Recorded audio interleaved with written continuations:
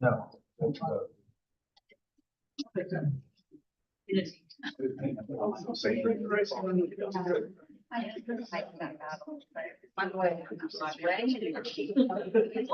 I'm just visually delighted. I'm not miserable. I was threatened to walk in it, and then I thought,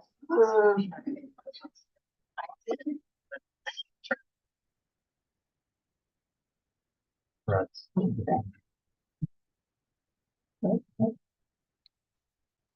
all right, we'd like to call the St. Clair Community College Board of Trustees meeting for April 25th, 2024 to order. Welcome to those of you that are in the room, and we also welcome the rain outside. I'm a farmer's wife, so let me tell you, my husband's silent finally today, but we welcome all of you. So we will be looking at our agenda. Let me tell you of a little bit of a change before we get that approval. So we are going to move number 11, which was banking services, up to number 8 after the warrant, and then all those others will shift down. With having them in our audience, we want to get them here so they have an opportunity to share, and then so there will be a change of banking services will move up after number 61. So I would entertain an approval for the agenda as with the change. So moved. Second. All in favor, say aye. Aye. Opposed, same sign. Lisa, do we have any citizens' comments? Thank you. So now we have introduction of new employees. Gavin Doyle is unable to make it today, so Gavin will be introduced at a subsequent meeting. So we'll turn to Dr. Whitehead for introduction in her area. I have two folks. Brian, are you good? We'll just start with you. All right. Ladies and gentlemen, Rayanna Lowe is our new financial aid specialist. Rayanna and her husband Jake. Jake is a U.S. Air Force veteran. And she and her 3 kids served along with him at Whiteman. While at Whiteman, she was the community programs coordinator, and Angel and all of student services are tickled to have her financial aid. Welcome. And then also, at the back of the room, Lisa Fiorino. Lisa is our new campus housing coordinator. Lisa also is a U.S. Air Force veteran. She just retired in December. Conveniently, she was first sergeant for Colonel Semino, right? And now she's my first sergeant. Right? She and her husband Marty and 3 kids live not far from here and are part of the Sedalia 200 school district. When we're not wearing her slick in the residence hall and student life, they do a lot of glamping. Some recommendations though. Fancy camping. Okay. Glamorous campers. I'm out. Thank you. Welcome, Lisa. And rounding out the introductions is Dean Brush. Hello, everybody. I would like to introduce to you to Ms. Ashley Haynes. She is a new nursing faculty here on Sedalia campus, and we're excited to have her. She comes from, is it Lee or Belton? Holden, I was close. Holden, Missouri. She lives in the country and loving it. She is from Boston, and so she was a former city girl turned country Missouri girl, and we're really excited to have her. And she has a little boy, a 3-year-old boy. So welcome to Ashley. Yeah. I love it though. I love it. Shift. Yeah.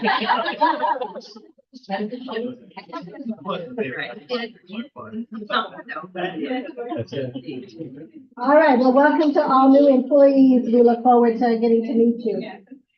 All right, now let's take a look at the minutes for the March 28th, 2024 board meeting, and I would entertain a motion for approval as soon as you are ready. So moved. Does your second? Second.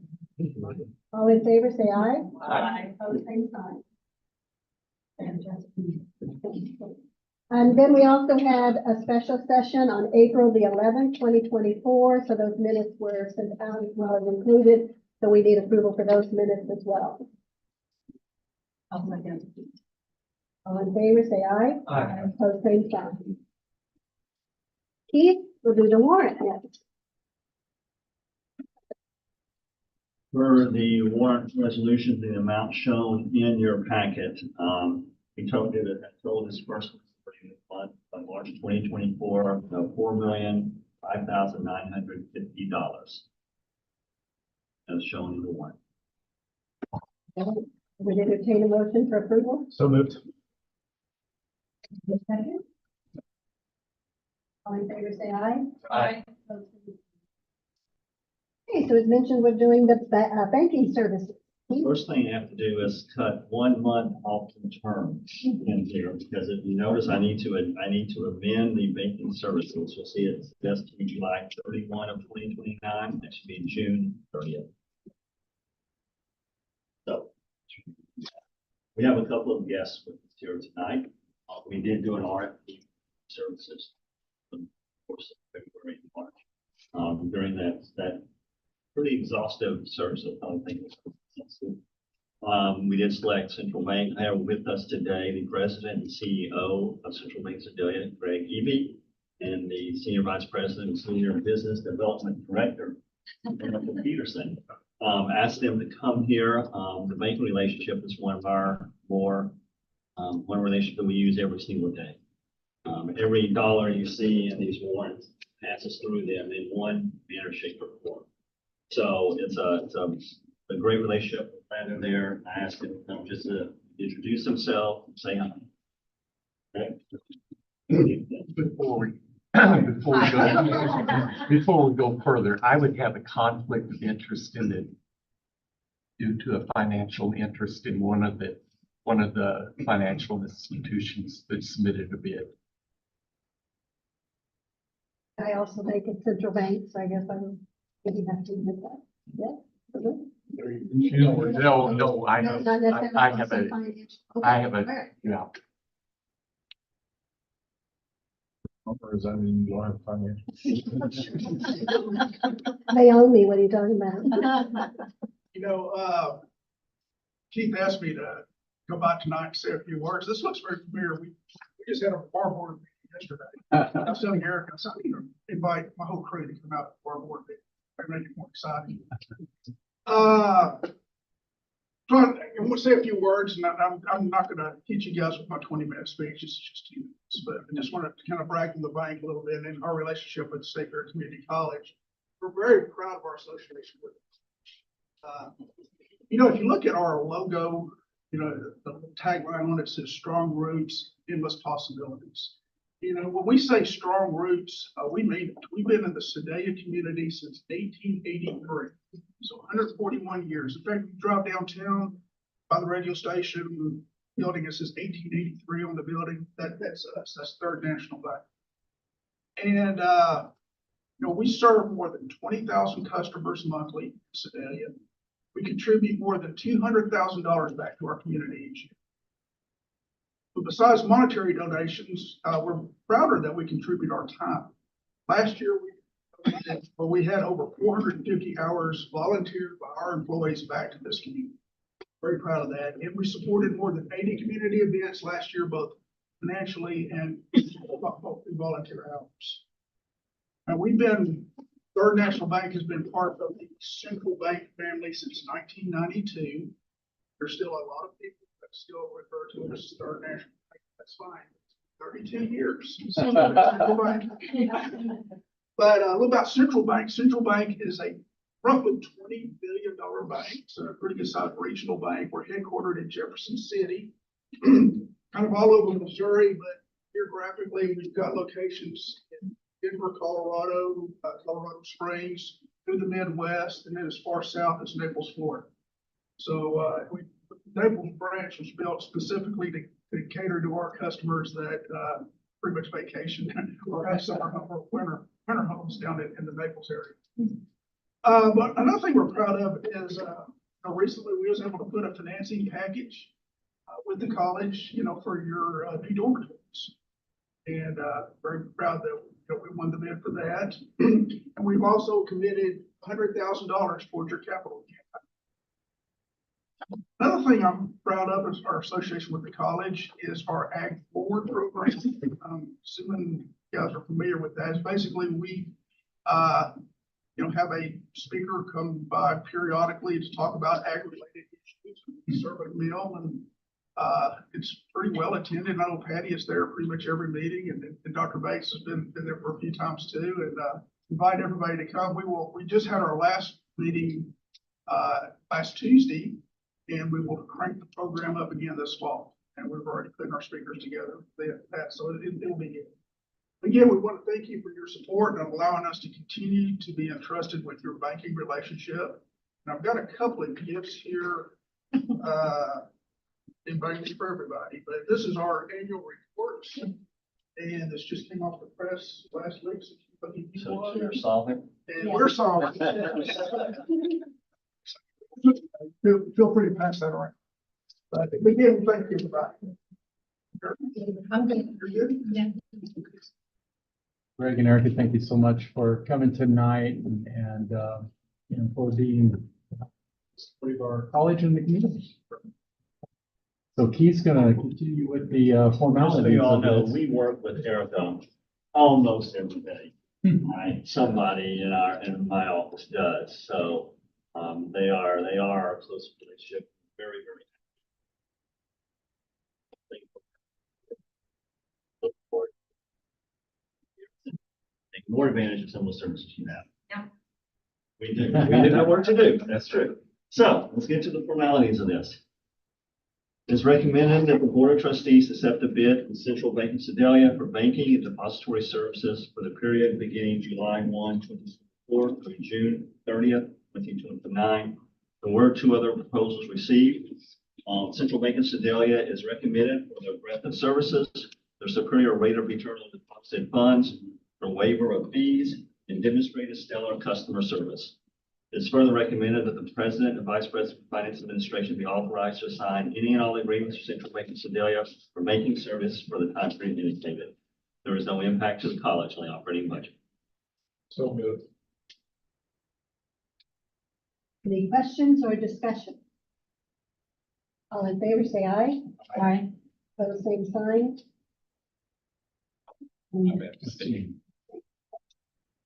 All right. Thank you. We look forward to working with you.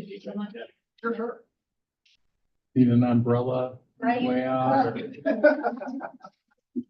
She's got one. Thank you all. Thank you. All right, now we're going to move back up on the agenda to the institutional reports. The first report annually for, I'm not for sure how many years, but we've had a trip to Europe. And students and community members annually go on that trip. Usually it's around spring break. And so today we have our current student leadership trip leaders, Kaylee Hobbs and Sarah Nail, and maybe some students here to talk about their experiences in Europe over spring break.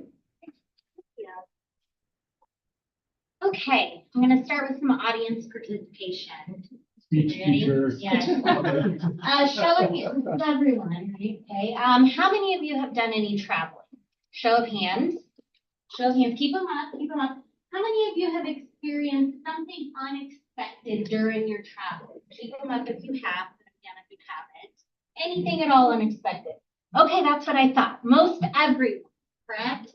My guess would be that in those moments, you learned something, right? As you were traveling and encountered this unexpected thing, maybe you learned how to adapt, maybe you learned how to better communicate, maybe you learned something about yourself or learned how to have empathy for other people, maybe you learned how to be resourceful.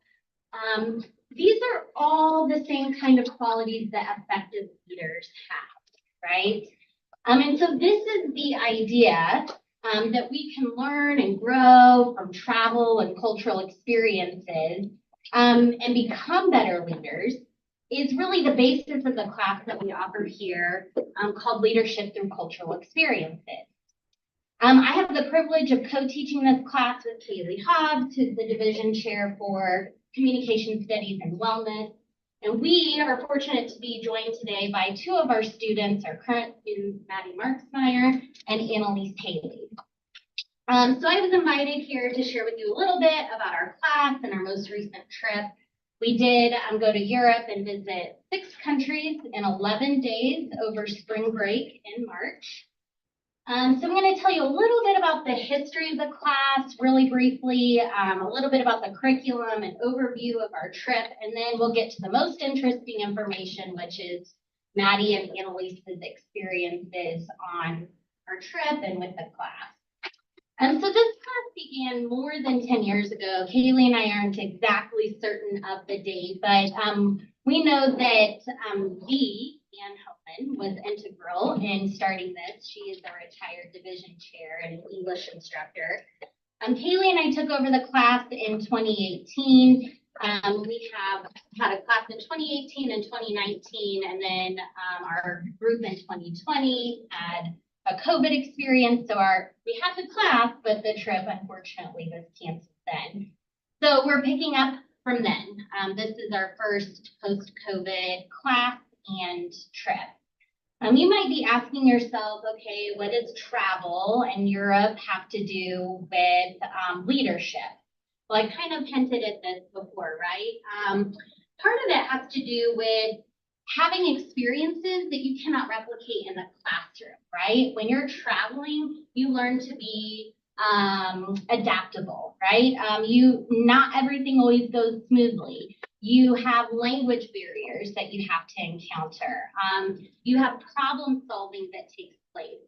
And leaders need to be flexible and adjust and maintain composure in those circumstances as well. Obviously, when you travel, you're able to develop some cultural intelligence, effective communication skills. Maddie and I were talking about one of our travelers who was able to communicate with somebody else about a situation in which neither one of them spoke each other's language, and we're in a country where neither of them were native speakers, but yet they were able to communicate through nonverbal communication, very simple sentences. And leaders have to do the same thing sometimes in terms of being able to explain, complicated or complex things in the most simple terms possible.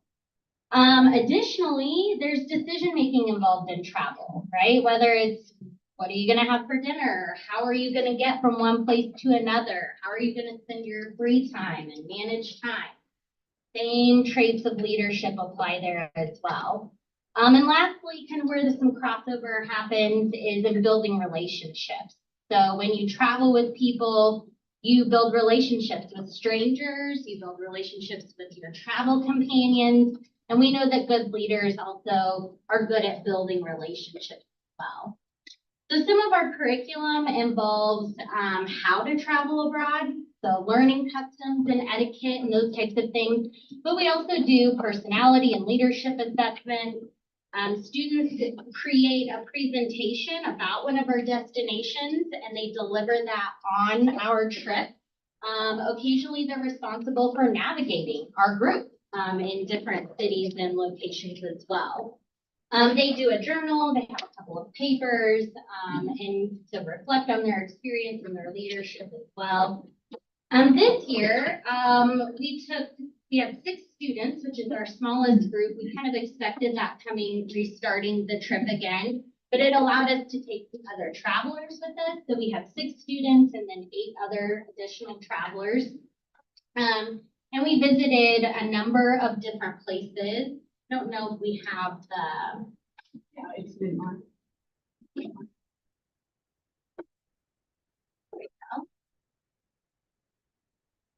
And I understand that seeing other people's travel pictures and learning about their experience has its limitations. There's only 300 somewhere today. Possible, but I want you to get a sense of what our students experience. We like to go to a lot of places of historical and cultural significance, but we also make sure to block in a lot of free time so that students have the opportunity to really kind of exercise some of those skills that I mentioned in terms of where it crosses over with leadership. So our first stop was in London and Greenwich. We went to the National Gallery, took in some Van Goghs and Monets there, did all the regular London kind of sites. We also saw a play at Shakespeare's Globe in the Sam Wanamaker Playhouse, which is attached to Shakespeare's Globe. We went to France and we had a quick stop in Dunkirk. That may sound familiar to you all because of the Operation Dynamo, where more than 338,000 Allied soldiers were evacuated from these beaches. We then went to Bruges, Belgium, which I think is hands down probably everybody's favorite. And this is the third time that Kaylee and I've taken a group to Bruges, and everybody loves it. The whole always is a trip favorite for people. We then stopped in Vianden, Luxembourg, and saw Vianden Castle, which is a refurbished medieval castle. Then we had a quick stop at Neuschwanstein Castle in Germany before we went into Austria. In Austria, we stayed in Salzburg, but we visited Hallstatt, which is home to the oldest working salt mine. So this is our salt mining gear. Salt miners get around by these slides. So when in a salt mine, we got to try out the slides. So that was a lot of fun too. Oh, and it's gorgeous there. So Yeah. did you mine any salt? I mean, And you dressed for it, did you do it? no, I got lots of salt. I'm still eating lots of salt. I will tell you that. So we stayed in Austria. Or stayed in Salzburg when we were in Austria, and we visited the Salzburg fortress. And if you know anything about Salzburg, it's also home to Mozart. So we had to take in a concert there of Mozart at Mirabelle Palace, and it is also gorgeous. The hills are alive there. Okay. So really beautiful destination, rich with history. We really enjoyed it there. Our last stop was in Germany. So we did stop at Dachau concentration camp. Very somber, meaningful visit there for its significance in our history. And we stayed in Munich. Some of us went to the Munich residence there. This was a really fabulous group to travel with. Our students were amazing. Our travelers were amazing. I learned something from each of them. So enough from me. Let's hear from some of our students. I'll turn it over to Maddie and Annalise to share a little bit about their experience.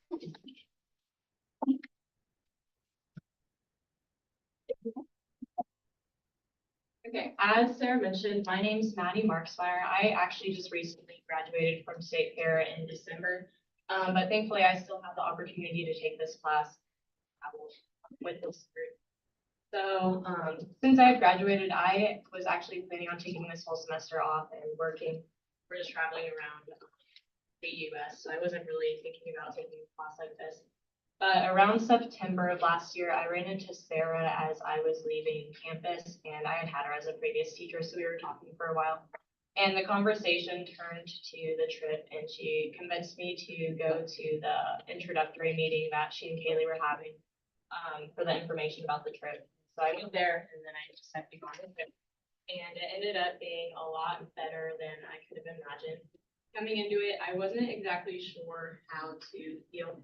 The extent of my travels growing up pretty much just consisted of the flights back and forth with my parents, as well as the long car trips to go see family. And so this would have been the first time traveling to a larger area, like all the ones that we went to, as well as going primarily for the cultural experiences. I had taken a lot of leadership classes in high school, so I had kind of an idea of what to expect in that aspect. But this course, I think as Sarah mentioned as well, you just gain so much just by going headfirst into a trip like this, more than you could from a textbook or any online resource as well. During the trip, there wasn't a day that went by that I didn't learn something. And it wasn't just through the historical landmarks that we went to, all those were great, but even like the simple aspects of it. So when we had free days and we were able to walk around and visit the shops and go to the different restaurants, I learned a lot through there. Sarah mentioned Bruges, that was definitely one of my favorite places. But when we were there, we had a free night. A couple of us went to dinner, sat outside, and there was a server there. And since we were the only ones sitting outside, we got to have a long conversation with him. And through that conversation, I learned a lot about his history as well as his own experience with town as well. So that gave me a lot of insight into Bruges too. So throughout the trip, I didn't just learn about the history, but I also learned a lot about myself and how I fit into the world and how I work with other people. So I'm a pretty independent person and I've always preferred working alone. Traveling with 15 other people though, that's kind of hard to do in close quarters. So I had to learn how to adjust more. But through that, I learned that not only was I able to work with others, but that I also enjoyed it as well. And it kind of opened my eyes to that aspect as well. I ended up ending the trip with greater confidence in myself, as well as working with other people. And then even coming back into work, I saw developments in my leadership aspects there. And just kind of how I worked with my coworkers and took more of a leadership and there as well. So that was kind of interesting to put all the things that I learned into action. So some of the things that I value about an experience like this, you may all be thinking that students can travel outside of a classroom environment like that. And while that's true, going in an established environment like this, you do things that maybe you normally wouldn't do if you were going by yourself, and you also are around people who maybe you wouldn't choose to be around, and you get to learn a lot about other people that way. When Sarah and I talked at the Lions Club, there was a gentleman there in the audience who also commented how he would never have been able to experience something like this if he hadn't gone through State Fair. So he had gone, I don't know, it was a long time ago that he had gone on that trip, but there were a lot of good people in the audience that had clear memories of going on this trip or something like it. And they mentioned how growing up in rural Missouri, how they wouldn't have had that opportunity if it wasn't through this class. So I think that is definitely a benefit of a class like this here at State Fair. And then all of those things help with a personal growth and understanding of the world as well. And so the pairing of leadership aspects of the class and the cultural understanding together definitely help for personal growth. So thinking back on the trip and having to choose favorites, different parts of it is pretty difficult. As I said, I really enjoyed Bruges. I also liked Hallstatt. I think some of my favorite moments for the trip was just sitting at a cafe or restaurant and taking in the city and everything there. And just being able to sit there and watch everything go by and just experience it for yourself. And also the food was very good. So as I've already mentioned, this was a really incredible experience. I definitely grew in my understanding of the world as well as personally. And I think it's really important to tie in leadership and cultural understanding, especially for students as we're preparing to enter into the world. Learning a lot about other people and their own experiences not only helps develop empathy through learning that, but you can also carry all of that into the workforce as well. So I think that's really important. And I know that a lot of work was done by both Haley and Sarah, and the trip was really seamless. And I think everybody got a lot out of it. So obviously I can't articulate everything that I gained from it, but I hope you got a sense of it. Thank you. Thank you.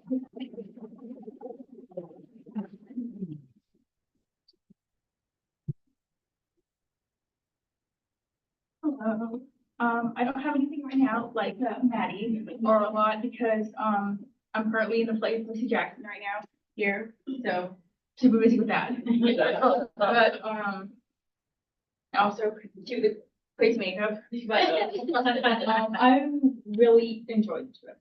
I was very kind of like apprehensive about it at first because I've traveled out of state with without my family before and some things, but like never out of the country. And my dad was a little worried for me. But honestly, it was like one of the best experiences of of my life and like I'll never forget it. A lot of the things, people would like to say, like, the things we saw and did, and yes, it was very important, but I also liked the people we traveled with. I really think that made all the difference. Sarah and Haley's leadership, of Maddie, who was my roommate, and then all the other travelers as well. You were always like, so kind and understanding, and me and Maddie especially, and some of the others, we were always like wanting to go see new things, try new things, and I really enjoyed that because if it was just me, I don't know if I would have got, if it wasn't this group of people, I don't know if I would have gotten that same experience. Without Sarah and Kaylee there to help. And guide.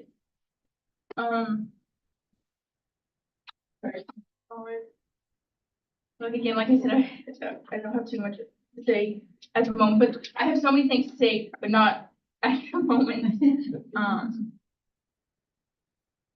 It was just very impactful, like I said, in the fact of seeing all these things you would like, see in movies or shows or just like read about. It's so different actually seeing them in person because your perspectives change. I was very excited to see London, and that was like my place I was most excited.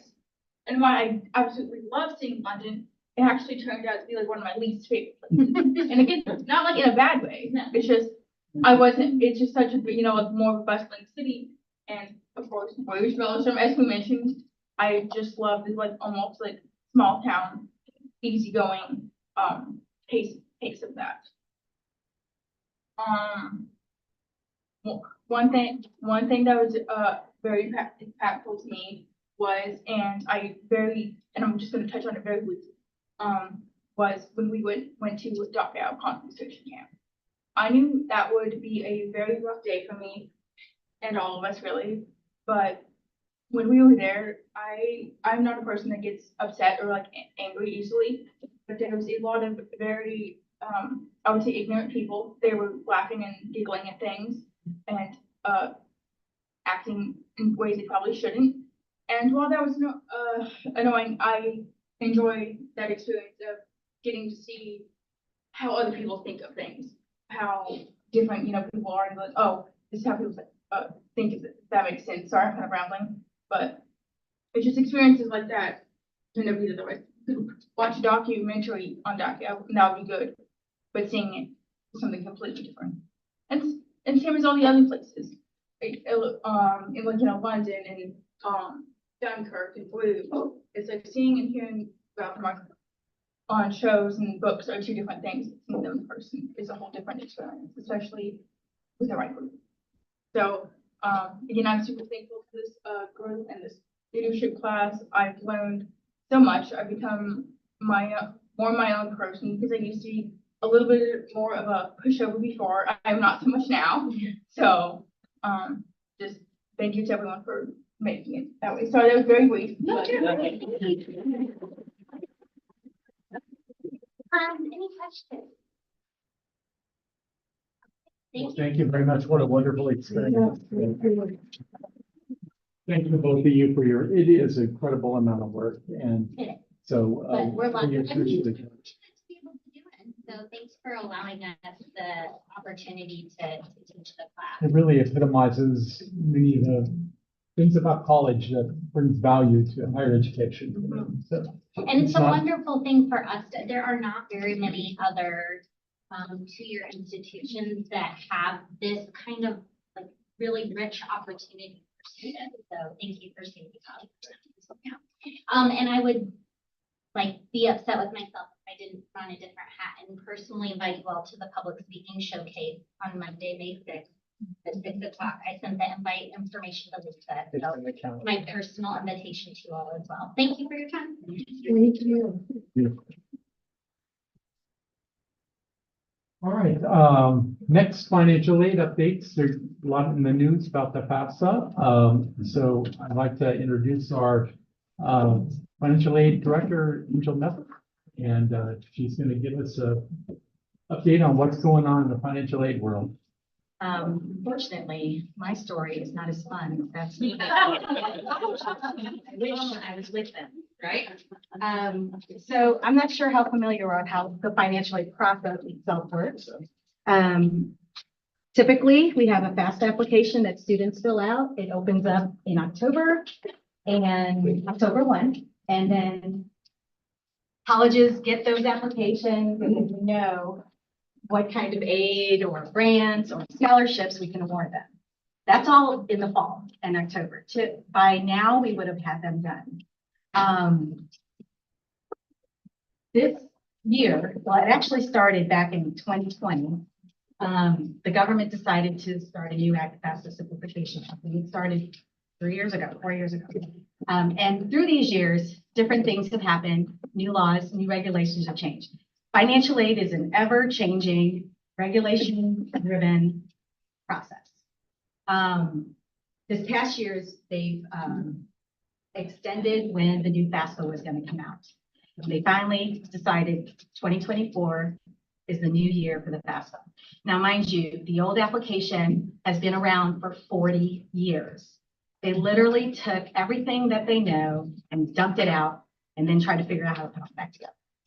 Every process has changed. Every website connection has changed. They've taken 103 questions on a FAFSA application and reduced it down to 46 questions.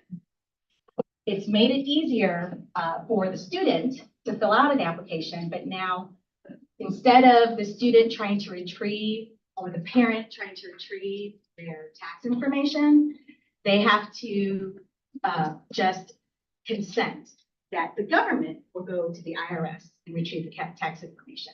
So again, another piece that makes it easier for the student, for the parent. Another big change to the FAFSA was students who didn't have a social security number, and that's a whole other topic, but there are students and parents who don't have social security numbers, couldn't get an ID number or an FSA ID, they call that. It's how you access the application itself. So those were issues that they resolved by saying, well, we're going to let every person who needs to fill out a FAFSA, whether they be the parent or contributors, what they're calling it now, or the student, whether or not they have a social, they can now fill out the FAFSA. Okay, so that's another new process. Again, it made it a lot easier for the parents and the student to do their piece. And then one of the final things that they did, which is a very big piece in our side of the application, our side of the world, is they changed what they call the expected family contribution, the EFC, to what is now called SAI, Student Aid Index. That EFC, or Student Aid Index now, is a calculation based on all the pieces and information that they put on that application. They run it through, they calculate to determine, that's what determines whether or not a student is of need, they need help, or what type of loan, or how much of a loan. That number is what determines that. Because they changed that calculation, it's made it more accessible to more students. They broadened the market of how many students. They didn't necessarily change anybody who was already in need. They were already getting the max. What they did do is spread it out a little further. So I wouldn't say the middle income families would be more accessible, but it did spread it out a little further where there was more money being spent on students and families. Okay, so it made it a little bit easier for them. And again, they did. And on that end of the spectrum, they did a very good job. They did have several delays. And what I just passed out to you is all the delays, all the errors, all the changes that have gone on since 2020. Each page is a different part or piece of what is needed to access this FAFSA. And if you see it in orange, the Department of Ed made an error. If you see it in red, the Department of Ed delayed in some fashion. And again, in October of last year, I should have had about 2,000, 3,000, 4,000 FAFSAs already processed. We'd be sending out award letters, determining what our scholarships are based on these applications. We haven't yet put any of them in our system.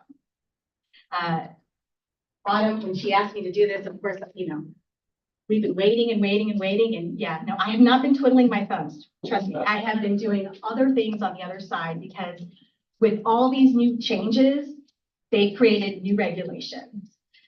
With all the delays, there's been new fixes that we've had to do. It's been kind of a whirlwind. It's been a roller coaster. With all that though, this only ends at the end of March. What I'm just gonna tell you is just what my past month has been. And I was like, when she told me she wanted me to come and talk to you guys, I'm like, are you sure? I don't know if I can do this without a drink in my hand. It's been quite the whirlwind, and I hate that Ray's here listening to all this because she's brand new, but she's been great. We love having her there, and she's been, riding the roller coaster with us. We're not done yet. So just for reference, I mentioned what SAI means, the Student Aid Index. The other word I'm going to use is ICER. It's an acronym, and that's the records that are brought in that the Department of Ed brings in and sends to us. It's called an ICER record. Each of those records is an application as a student, okay? So the first week of April, the DOE sends out this right here. It's called known issues. They had to do that because there have been so many mistakes in FAFSA. Some schools tried to bring in applications, which, mind you, we were supposed to get back in October. They started bringing them in, or telling schools that they can start bringing them in little by little, middle to the end of March. Okay, and just for those few weeks in March, they've had five major issues on those FAFSAs. The first week of April, they sent out, like I said, this known issues, and what their plan was to try to fix them. Some of those issues is SAI. Like I mentioned, the SAI is the number that determines what the student's going to get. Those fields were blank. So we're getting an application and we have no idea what to do because we don't have those numbers. The second known issue is students who have parents without a social security number, or students that don't have a social security number themselves, could not create that FSA ID. Although that's what they said they were going to do. They wanted them to be able to create this FSA ID without the social security number. Those students could not do that because it was still erroring on the website. Okay, so those students still have not been able to do that. The third main issue is the incorrect Pell eligibility flags. What that means is some students that got Pell, or the amount that they got of Pell, is incorrect. Some students got Pell, or in the report says they received Pell when they shouldn't have. Some students got X amount, maybe 7,000, when they should have only gotten 5,000. Or vice versa. Some got 5,000 when they should have gotten 7,000. It's a hot mess. The fourth issue in this report was the student contribution of assets. So, as I mentioned, one of the things they changed was that instead of the student or the parent actually retrieving their information from their taxes and putting it on there, they're only giving consent. They're saying, yes, I approve the Department of Ed to go to IRS, the actual government agency, IRS, and retrieve my tax information and put it in there. So that we didn't have to do it. Again, it made the student's application a lot easier. But when they give it to us, when that record comes in, that information isn't there. It's literally left blank. So you can't calculate because our system still has to do a calculation on that end. So important pieces were missing. And then the fifth major issue was, again, IRS issues where education tax credits off their tax returns weren't listed, or amended tax returns were literally blank. So if a parent or a student had to do an amended, we got the original tax return, but we didn't get the amended tax return. So we were trying to calculate things with false information. That's my first week of April. Okay. Throughout this known issues and things, Justin Drager is the president of NASFA, which is National Association of Student Financial Aid Personnel. They have had hearings in Congress asking the Department of Ed to account for what's going on. What's the issues? Why are they doing this? And he represented all financial aid personnel to say, we can't run these things. And I'm safe to say that I know in the state of Missouri, we were all not running stuff. We were not ready to give out awards. I talked to all my compadres and they were, nope, we're waiting. Not only were we waiting because the federal government was making mistakes, but because they were making so many mistakes, our software servers, our software system couldn't keep up. We tried to correct the mistake that they made and then turn around and come up with the right process or the right coding in the background for us to get the corrected. So it's been crazy. Week number 2, the DOE sends messaging that they will send out encrypted files, okay, for all these issues that they've already know about. They will send us encrypted files so that they reprocessed and fixed these mistakes, so that we can get started. At that point, there was over 2 million errors, 2 million ISERs sitting in the reprocessed stage. They sent us one file with 2 million lines. That is 4 worksheets on an Excel spreadsheet. You had to have a certain Notepad++ to even open it. And mind you, I said earlier that we only get 3,000 or 4,000. We would have to find the 3,000 or 4,000 that we would have gotten out of that 2 million lines. There was no way to sort it, no way to figure it. It was crazy. So obviously, somebody said something to somebody and got another notification, which leads me down to now 3. They finally sent us a list of reprocessed errors, and they made it school specific so that we could actually filter through and find out. At this point, we didn't have 3,000. We only had about 1,800 total ISERs, but out of that 1,800, we had 437 with errors. That's a big percentage. Yeah, it's a hot mess. So when they did that, we looked at it to decide how are we going to do it. Are we going to try to put things in or not?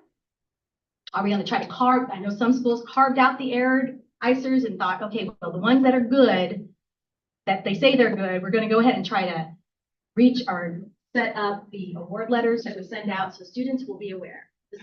We're at the 3rd week of April discussing these things. Most schools have already awarded every scholarships, given out everything. Students, high school students are graduating, so we're going to award ceremonies and things like that.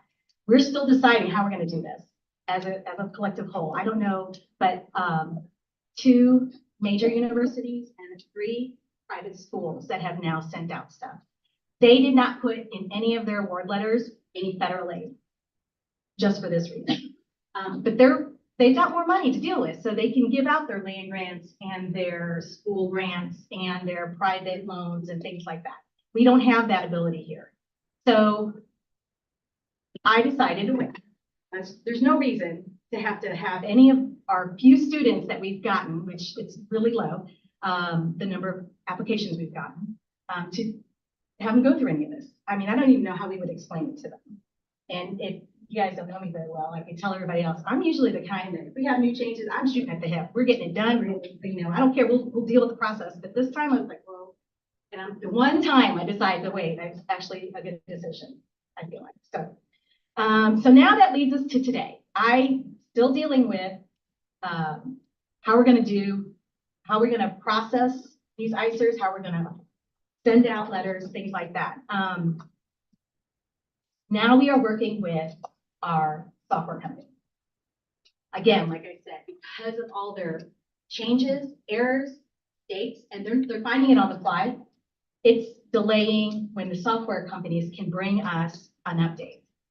So today, we finally got phase 4 and the patch to phase 4 installed in our test system. We haven't tested it yet, but I will not let that go out into our regular system until we've done hundreds of tests on that to make sure that when those records go in, it's processing correctly. We know that the money is right, and then we'll send out letters. It's going to take a couple weeks for that, which is fine, even though we're going to be really delayed, because Ellucian still needs to give us patch 5 before we know that our daily processes are correct. Because again, they messed something up in the ICER, so it's not being brought in. And in order for us to get any corrections that the student may make, we need patch 5 or phase 5 of our software system so that we can actually collect that corrected record. It's a lot. It's a lot. I'm sorry. I don't know how else to say it. So just to kind of throw out, I asked one of my advisors today, the one that has been helping me. She's a very, very smart techie person. Thank goodness. To date, we have about 2,500 ICERs that we're waiting to process, but we have them in our system. They're just in a holding, so to speak. It's still only about 436 reprocessed records of that 2,500 that we're probably not going to send out. And we're going to figure out a way to carve it ourselves or set it aside so that we can look at each one of those individually before we give them a letter or award them anything. We've also identified that out of that 2,500, not including the 436 reprocessed, out of the 2,500, we know of 141 students who have went back into their FAFSA and has changed it in some way. Those 141 is what we're waiting on phase 5 to be able to bring that in. So they'll be on hold too. So that's 577 of our 2,500 that we'll have to hold off on doing anything with until we get all of the others. I don't know what else to say, but that's the end of my journey because we're today. Any questions? Important to note, it's not just us. This is every This is college and nationwide. university nationwide. This is nationwide. This major failure from the Department of Education. So we know it. Yes. We know that it's something the Department of Education has done to every educationalist post-secondary institution in the country been founded. That is true. Very, very true. Well, not only is it frustrating for the staff, but for the students who are waiting to make decisions. And there is some speculation that they may have greater impact on the more expensive institutions than the community colleges. So, it's yet to see what impact it'll make on our enrollment. We're fortunate to have Angel as director. She is the best financial aid director in the state. I'm glad you got that. And she and her team, they're on top of it, and we appreciate that. I'm sorry you have to go through that, but I'm glad we have the best. We've worked through a lot of stuff and we'll persevere for sure. Thank you. We appreciate you. Thank you. Maybe we'll have that glass of Yeah. wine. All right. Our student government report, Cameron's not here today, but we have in her place Michael Chernish, and he is standing in for Cameron, and he is from the student organization DECA, and he's going to speak about the DECA organization. Michael. Hello, everyone. I must say it's a little nerve-wracking. I feel very underdressed to all the wonderful today. For most of you here, I think some of you know what DECA is. Does anyone not know what DECA is? No? Okay. Well, I will just continue then. So recently we went to Austin, Texas for our international competition. And I do say that it was a blast. Personally, I'm not a fan of Austin, but that's up to personal opinion. But out of the whole trip, I must say that I did gain a lot of valuable insights in, first off, my professional career that I'm hoping to develop as I grow in State Fair and then once I transfer to UCM. And then I just want to talk about like competitive events and how it went exactly. So I participated in the restaurant and food service management competition because I work at Panera here in town, and I'm like, that's the only valuable experience I actually have. So I was like, might as well shoot my shot there. On top of that, they have the ability for you to participate in an extra, they call it a sales challenge. For this one, the theme was enterprise rent a car, and essentially you were trying to be the spokesperson for enterprise and essentially gain a new customer to the company. And I have never done sales, so I will tell you what, I walked into that room extremely nervous. But when I walked out, I had the opportunity to talk with my judge about how I did and just things that I could critique or fix in the future. And he gave me valuable insights. For one, he said I was good at rapport. And on top of that, he also said that I had good cadence, which I had no clue because I felt like passing out before watching it. I'll tell you that was funny. And he started laughing as well because he's like, I couldn't tell. So that was a good thing. But on top of that, the restaurant food service management, I managed to place with one of the higher test scores for that event. So I ended up getting a medal for that. And Daniel Jerica, he was also part of our chapter that went to ICDC as an officer. He also placed top 10, I believe, in human resources management. So that was an amazing achievement, especially considering this is a business program. He is a pharmacy tech. So it was a little funny, at least to us, that he placed top 10 out of about, I want to say around 60 people participating in that event. So I'd say that was a wonderful accomplishment on his part. And overall, one of the main reasons I enjoy DECA, last November, we went to DECA Engage, which was in Kansas City, and I made a lot of friends over there, and I still talk to them. And when we were in ICDC, I talked to them right there as well. We hung out almost every day that we could, and it was just valuable, just being able to be there with many people that you know, and that I was able to network through so many different people, as well as meet many influential people that I hope I'm contacting and using in order to be able to develop myself as I grow. And I'd say that overall, it was a really great competition, and I'm really grateful that you guys were the reason we were able to go. And that's my spirit. But do any of you have questions, like anything related to competition, Texas? This is my first time going, so I was hoping it was gonna be 80, 90 weather. It was like 60s when we left. I hated it, but yeah. What career field do you plan on going in? So I plan on going into project management. As to what branch specifically, there's quite a few branches, so I'm cutting them out as I go. But I plan on doing that. So I'm doing business management here, graduating in December, and then transferring to UCM in order to do supply chain management. They don't have project management, so it's close enough. Yeah.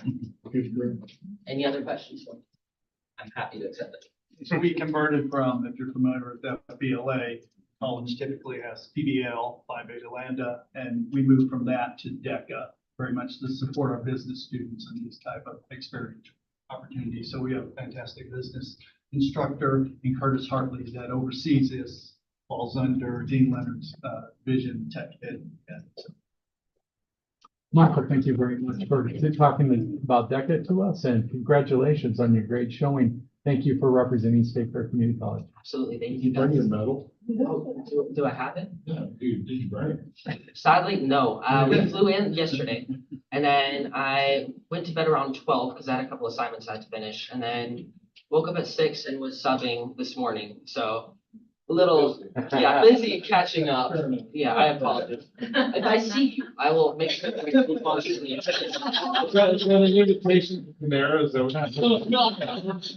invitation. Yes. Can I give you a discount? Thank you. Thank you so much. It is what it is. All right, looks like we're now ready. Let's see, make sure, new positions, that's where we are, right, for an associate dean. Dr. Winters? Yeah, I have, thank you. I have the honor bringing to you tonight a proposal to convert 4 faculty positions performing the duties of division chair for the respective divisions. So I want to really emphasize and highlight that this is a conversion of 4 positions, not an addition of 4 new positions. So we're looking at doing is taking these division chairs that, what I say, limited administrative duties, and that word limited, I don't mean by their abilities or the work that we have, but really what our organizational structure and how we use them. It's kind of limited, and even limited their decision-making authority, as they are liaisons between faculty, the truly faculty, and then administration, that of the dean. the deans. So it gives them kind of a strange place to be. And so that's what I mean when I state limited, authority.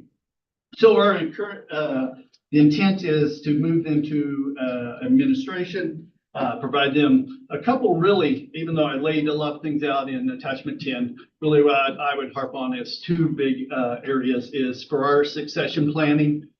You've noticed we've had, positions such as deans and others, and we've had internals. We want our internals to be able to do that. So this would be an opportunity to grow succession planning, to grow those folks to have actual supervisory, budget, management, real accountability and responsibility. And then second, kind of goes into that is that personal growth for our faculty and staff. We want to have a structure that people can grow into. So that was the primary focus of doing this, in addition to then being able to aid our strategic planning initiatives that I've kind of laid out there. So with that, I'll read the formal request and then open up for questions for you all, if that's okay. So it is recommended that the Board of Trustees approve the conversion of the 4 faculty positions currently holding duties as division chairs to administrative exempt staff positions to support the strategic decision aimed at enhancing administrative effectiveness, supporting faculty development, optimizing resource allocation, and aligning with the evolving needs and priorities of State Fair Community College. Okay, so, we have questions, so do we want to get a motion or we need to have some answers first? Do the answers first. Okay. I have a bunch of questions. Okay. One of the things, and this is a personal thing, was when I was reading into the background, it says that it has a limited budget impact. Well, based on what I'm reading, we should know, at least right now and today, exactly what kind of budget impact it's going to be. So when we use words like limited, okay, that's like, oh, I believe, or maybe, or possibly. Those words I hate. So we know exactly. Yes, we know exactly the amounts. At the time that this was written, some things were still being worked on, and some of those budget things will come in later tonight. But yes, there is a small budget amount of about 14,000 that this is going to involve with adding. Again, they have teaching, so we'll replace some of that with adjuncts and some other resources needed to fulfill the academic side. And this position, it hasn't existed before. Four positions. There has been they don't exist now. There was a history of having these, and it's a very common. What are the areas that this is going to be taking place? We'll have one associate dean in the tech ed division, so Division 5, and we will have three division chairs in Division 1, 2, and 3 that fall under Dean Cunningham. And they all have very specific, in addition to programs, disciplines, they all are also being assigned or have responsibility over major innovation or strategic efforts like Teaching and Learning Center. We're developing that. We're enhancing our assessment process and our program review process. We're working on things like entrepreneurship and artificial intelligence and how that's going to fit. They're taking on these leadership aspects, and so we can work on stuff. So the responsibilities are going to change. We're going to take the responsibility of teaching away. Yes. And we're going to give other responsibilities in its place. They at this time, they have release time and a stipend in order to do some administrative duties, to be the liaison, but it's a very awkward, they don't really have full, if they want to make a decision in case of Dean Cunningham, they still have to go through Dean Cunningham. So this is giving them the authority to make decisions, manning, budget, and other things, run their divisions directly without going, hey, Jim, may I? It's actually, they've made those decisions and can move forward with them. So they have some hybrid version of these responsibilities already. Directors, this would be the hybrid you're talking about? The directors. Responsibilities that directors that they have? My assumption would be it's a ladder, it's a chain of command. Yes, sir. So they have rank, if you will, over the faculty. So in turn, they would report to Jim, They do now. and the title, Mm-hmm. I've been around different areas where they give you titles instead of raises, things like that, make you feel more important. But I've not really seen a sense of why we would have to invoke a title versus the title they already have. That would be just a rewriting of the job description that would be under director as opposed to. Division chair is a faculty title, and it will carry that as a faculty. So let's say any one of our division chairs went to Community College XYZ to compete for a dean job, that title alone will set you lower than if I went with associate dean. Associate dean is an administrative title. And that's, as soon as I see that, I know you are doing administrative work. And if I see division chair. That bothers me as well, because then you start having an element of, you have a lot of chiefs and you have these poor little Indians out there running around doing their thing. So in turn, I've seen departments before in law enforcement that if you read their flow chart of all their different divisions, all their different units, my gosh, you must have a 300-person department at 30. But one guy fills all these different spots. So creating a title for the responsibilities for the most part that they already have, so it makes them look better when they're applying for other jobs. I don't see. It's not just the title though. We're giving them the responsibility and accountability. For instance, but again, that would go back to rewriting the description of their position, their responsibilities as the current spot they have. Can I, no, go ahead. Some clarification, just a little bit. It's not just the title that's changing, it's the responsibility. I understand, they're teaching away and they're going to give them other responsibilities. But they're moving from a faculty position into an administrative position, a 10-month faculty position with some additional release into a 12-month administrative position. And they will have more responsibility. And so let me illustrate that this with one example, and that's that reporting structure that you're talking about. And I don't have the numbers right off the top of my head, but let me put Jim on the spot. How many direct reports do you have, Jim? it's right at 50 debates. Jim has 50 direct reports right now. And He's my director. these are people that he is responsible for evaluating and supervising on a daily basis. So in turn, the directors are supposed to be a cushion between you and the faculty, correct? The division chairs, they don't have a role in that. Their main role is to facilitate and to communicate.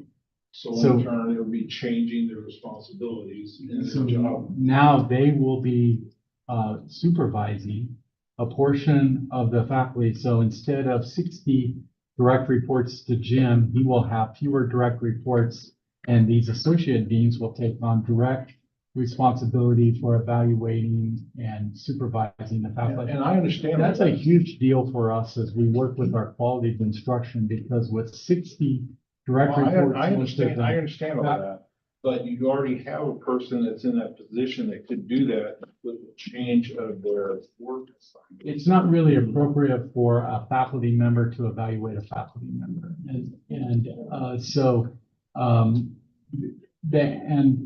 The faculty feel that that's not an appropriate structure. They're not And it's not, faculty, they have a title. They already have a title, they're a director. they're on a faculty contract. These folks are on a They are faculty faculty. contract. So the standard in the industry is for this level, this associate dean, that's what Dr. Murders was talking about. This associate dean level is a standard in the industry where they handle that kind of direct line supervision of the faculty members. So a director not wanting to evaluate other teachers because they hold a portion of the teacher responsibility, removing their teacher responsibility would in turn change And that element. let me clarify one thing. When you say director is a structure in Division 4 in health science, and those will remain the same. The directors are very much. They have different rules. Yes, they're very close to an associate dean. We treat them almost because they are supervising, and they do some teaching as well. So we're not touching the director side on the health science, but the others, they, and that's where health science has the advantage. They actually have people who are administrators in that middle level and support. And one of the reasons the health science programs have so much attention and are able to move forward, where we have Jim, 50 people, he's trying to juggle those. Those 3 people are liaisons, but they're more of a communication, understanding their eyes, ears. They do some things. I don't want to sell what they do short, by no means. But again, they still have to go to Jim, and Jim's still got to oversee everything where he can't just go. They can handle it. We're not empowering these people to do so. So this structure for us is to empower people to have higher responsibility level, support Jim so he can do other things like Jefferson City expansion versus. And I'm not trying to jam Jim about, Jim and I know each other since here and all the same age. So the looks of him. But anyway, He's just the one sitting here. Yeah, he's just one too much. He's right no, I there. mean, Jim's got a big look. I mean, Yeah. you could add. We currently have an associate dean in student services. Yes. That's the position we had for a couple of years. Very good. No, my concern is not necessarily the individual who's going to be, but mine is the overall aspect of what we're supposed, in my opinion, what we're supposed to be doing is that, okay, it's going to have a limited effect on budget. We don't know what that is. You said today that's 14,000, give or take. What's going to happen next year? Are we going to have to build offices over the next year? Well, it's all the what ifs that this Jim. No, Once you do something, it's like years ago. We had this Safeway grocery store and they had these raises and raises and raises. All of a sudden, they pulled the raises back and they went on strike and eventually the store shut down. So once you give something to someone, pretty darn hard to take it back. So I wasn't around with Safeway because I'm not as old as Tim, but so the point I think that I don't want to get hung up on so much of, are we given a title, are we rewrite? The goal here is how do we create a better workflow? How do we create a better division for these departments? And one of the things we talk about is we want to hear the feedback from the staff. We want to hear the feedback from the facilities team or from the faculty. And as they tell us this and they want opportunities for growth and advancement and having better workflow and better communication lines, I think sometimes you got to instill positions like this regardless of the cost, because I get it, it's a $14,000 cost, but it's at the same time, how do you price tag morale? How do you price tag workflow? How do you price tag being able to have a better division because you're empowering somebody to make a decision? And to me, I don't see it as just a job title change. So with that being said, I would motion to approve the. Well, I'm not done discussing, but anyway, the end all is, I appreciate what you're saying. What you're saying is, you're not looking at it as just a pile and stuff. But as far as the job growth, it's the same person, just given a different title. So Well, where is the growth? So they're clearly saying here that leadership will have internal personnel to the most qualified person to accept the level. I actually had conversations with somebody in one of the positions being affected. So before we go on, so we have a motion on the floor. Second, So we need a second so we can then have discussion. that there's frustration at the division chair, because they know what they need to do, what needs to be done, but it can't be implemented. And I think the change suggests, as Dr. Murders talked, it allows for more innovation, more frees time, allows time to do that, to increase the performance in that area. That it's to increase quality, that by reallocating time and putting a slightly different emphasis, rather than I'm teaching and, oh, by the way, I'm also doing some administrative type things. I'm administering and planning and developing. And using there's a time allocation, and so it is a difference. It's a different job. The job description changes. And, so that's the way I see.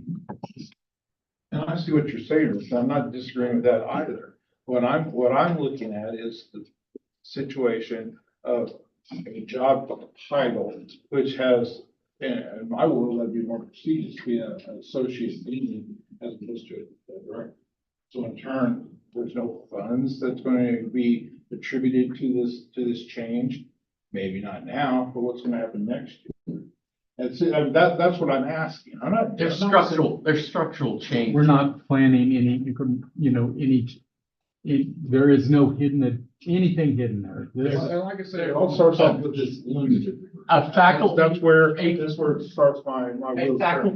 A faculty contract is different than an administrative contract. And I They're think- different contracts. Right, and all he's saying on the limited thing is we didn't have a full understanding of the impact from that aspect when this was written. Now they have an aspect or a estimate of roughly 14,000 now that they know what adjunct they need, what this rule is gonna look like. So he can clearly define that today, not when this was written. So I don't get so hung up on that. So let me throw this out there as a possible solution, what's jamming me up. Remove the word limited, cap it at 20,000 for the calendar year that we're going to be approaching. That gives you $6,000 of wiggle room, right? Has this change been evaluated on finance by Keith? Have you evaluated that or had a chance to look? And speak, it's been part of our financial budget process, and it's been in the priority list and taken forward through our working leadership team all the way up from each division up to the leadership team, and it is in our budget that it will be part of the budget that we propose to you. So this proposal is really about the positions and the Yes. budget. We're planning for that 14,000 increase in our budgeting process. And when we come forward with that budget process, if these positions are approved, we'll have that 14,000 additional dollars budgeted for that. Okay, so. I have a thought about the word Hold limited. on 1 second. Question you asked, has it been? I didn't hear yes or no. I have looked at what Dr. Merce given me, and those are the costs that have been identified. Thank you. I think the word limited here means that they're on a faculty contract, but they're not teaching full-time currently because they have some time to do some admin work right now. So I think that's the use of the word limited. I just. Current. It says limited. Well, I think it already actually is that. It's not talking about a Oh, no, future there's change, limited it's talking about the yeah. current reality. In current reality is what I'm talking about. Find that answer. It is something that should be. So like 60/40 is what you're looking for. Part of the reason we couldn't. Financial change would be. But Right, we're talking about removing an entity from instructions, I'm going to have. So we know how much that costs. So that's what I'm looking at. That's all. not as easy a question to answer though, because that is based on enrollment. So as enrollment goes up, we're gonna need more adjuncts, and we have a process for doing that because as we only add adjuncts in classes that'll pay for it. So, as enrollment goes up in those classes, we'll add those classes and those adjuncts who really have a limited pay part. And so the number of students in those classes have to cover the tuition, cost of the adjuncts as those are added. Should have told me that while ago, we would quit talking about that. Jim, I'm being serious. I appreciate that. Thank you. How big of a deal is this to you? If you say, this makes my life great, I want to keep on keeping on, or I'm moving it. It won't make mine. I don't want it to sound like. No, you're honest. I know. Quietly, that kind of thing. Yeah. It will make my job much easier because instead of focusing on 25 fires a day on little things, I can now focus on these bigger projects. Customers, build dual credit, build Jeff City. I can work on dean level projects, not Instead of. who's in the classroom. Who's not there. Yeah. So basically, if it makes it easier, what you're also saying, it makes it better. better, I'm good. And then I like the idea of the succession planning, I think we always know that we have, and that's been something we've seen when we see the surveys. That maybe we don't promote our people and move up. It gives them that opportunity that we can't forget. So their individual efforts are then, they're working towards something, and as we then need to have a dean replaced, we've got people who have been in that leadership role. And so one of the things, so that, also it's that little budget impact, limited teaching loads. So I just wanted to, because we were using. We already moved past that. Limited, I just have that. I have a question though. Basic, yeah. Are we talking about, do we know, will we open these positions up? Will we just use who's already there Oh, that's and it. move them over? I've been waiting all this time to ask that. The intent right now is to, they are conversions, so there's people, well qualified people, which would have the qualifications, that even if we opened it up, would be most likely the very best. So it just made sense to roll those people up. That was the intent. They are more than qualified, have the years of experience, and have done levels of this already. So That was it what I is a figured. conversion. Yes, ma'am. No, it's your question. So that is what is going to be taking place or not? Yes, that's the That intent. is what's going to take place. Would you say? So that would be a true show of movement within our Yes. borders. Yes. Okay, That's cool. the intent. That's the intent. Right. Yes, sir. All right, so we have a motion and a second. Last call. If we discussed it, all in favor, say aye. Aye. Opposed, same sign. Thank you. Okay, the motion passes. All right, now we're ready for dental hygiene community clinical We site. have a series of things from Keith. There's, he's estimating 20 minutes to get through all of this. The over, under, the over is at 6-1 if anybody wants I'm it. taking the under. Go, Keith. No, I'm still reeling from the disdain Michael had of Austin as a proud graduate of the University of Texas. That hit me, man. That hit me. They do say the truth burns. Yeah, I guess. First one up, I do have a guest speaker who's gonna take about 3 of my 20 minutes. Okay. So, Not even. I'm still counting, still taking the under. to explain what we're asking here and why. I'll be snappy. I won't take long. So, to meet the workforce demand for dental hygienists, our dental hygiene program director, Dr. Andrew Ferguson, is pursuing an expansion of our dental hygiene program to include a new clinical site in Columbia, Compass Health Network. So this is an innovative approach for dental hygiene. While lots of other health science programs do clinical at facilities, dental hygiene programs don't. So this is a new approach that she is working on getting approved through her accrediting body currently. So it will cost us some money. We're asking for approval of $125,000 for this upcoming year to get this started, because we're gonna have to pay additional instructors at that facility and the dentists. So we will have a revenue to come along with that. We're looking at starting with 10 students over there, which will come out to about $268,000 of revenue. So it's a good investment. So want you to consider that. So Clinical site, students will be in Columbia. for clinical, For the clinic. clinical, they take classes, their classes here or online. Here, yes, they will be here. Allison, why are they using Columbia? That's just curious. Compass Health Network has a facility there that is a large facility, and they have multiple operatories that they're not using. So that gives us an opportunity to swoop in there and, yeah. And faculty. Yes, and they have agreed to help provide the faculty as well. So. So it's amazing. So reread the part about the accreditation. Are we still waiting on that, or that is? So we're working on the accreditation approval now. And the budgetary support of this innovative expansion is, they want evidence of our support of that. So we come forward tonight. That's why we're here today, because one of the things they asked us to do is get a commitment from the board and from our leadership team. For this, we are So Keith probably has more to say, so I don't want to. So no concerns about it getting accredited, like that should be fairly. So if they don't approve it, we will not proceed. Yeah. So we have to have their approval in order to proceed with. No, yeah, I get that. I just, well, do you think we will get? Do you believe it's- I don't know, to be Yeah, honest. I that's mean, fair. being that this is a innovative strategy for dental hygiene, they are considering it. So, And it's real easy for accreditations to say no. So they've at least said, do these things. So we're doing follow-up. So right now it's a hard maybe. Okay.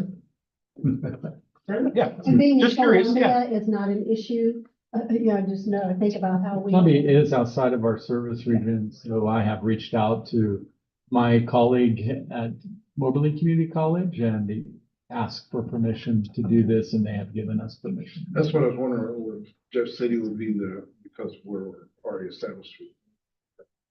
We're actually They don't have a place, that's a facility. place, yeah.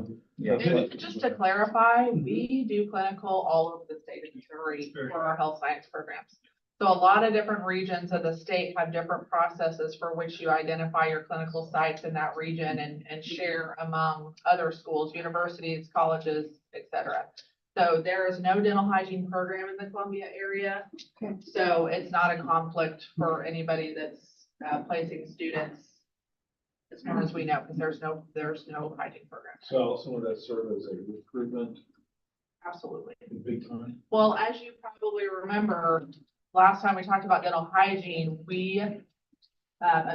around 70% of the qualified applicants for that program do not get accepted. There are so many students who want in that program who, this will help expand those opportunities for students. So we have 10 now, 10 spots, and this would change us to 5. So it double our size and we have 40 or 50 students. There were 45 applicants this May, and they'll take 10 of those. With 10 spots. So will we always be capped at 10 in Columbia or will it? That's hard to say at the moment. That's where we're gonna start, Tim, is with 10. And Dr. Ferguson is confident that we won't have any problems filling those seats. And if we can get approval for that this fall, then we're gonna get to go. Do we have a motion already? No. No. He's gotta read it. Oh, sorry, read it. Well, First, Andrea is a fabulous director of dental hygiene. She is not a fabulous user of Microsoft Excel. The revenue from this would be 185,000, still over the 125, but not 268. And I'll show you why in this spreadsheet. It is 185. I want to just make that clear. There was a number stated, but it is about 185. It's still level one. Still over. Okay, so what I'm asking you for is recommend the Board of Trustees approve the inclusion of 125,000 in the FY 2025 dental hygiene operating budget so we can provide the necessary resources for student learning and faculty requirements to support the addition of a community clinical site. So moved. Oh, second. All right, so we have a motion and a second. Any other questions or discussion? Great opportunity. I don't see a downside. All right, all in favor, say aye. Aye. Opposed, same sign. Great community service. Staying in the health sciences arena, next on the agenda is learning space technology for health and nursing. So I'll just read through this. It's recommended the Board of Trustees accept the proposal from Learning Space Simulation Video Capture. So this captures people's simulations. Technology package in the amount of $56,793 and 24 cents from CAE Healthcare. It's the same package that we're using throughout the elsewhere in the college's nursing program. It brings this technology to the health and nursing program. Funding is the Missouri State Board of Nursing Education Incentive Grant, which we received earlier this year. You may remember some person playing with that. These were the main funds from that grant. So second. All in favor, say aye. Aye. Opposed, same sign. Staying with the learning theme.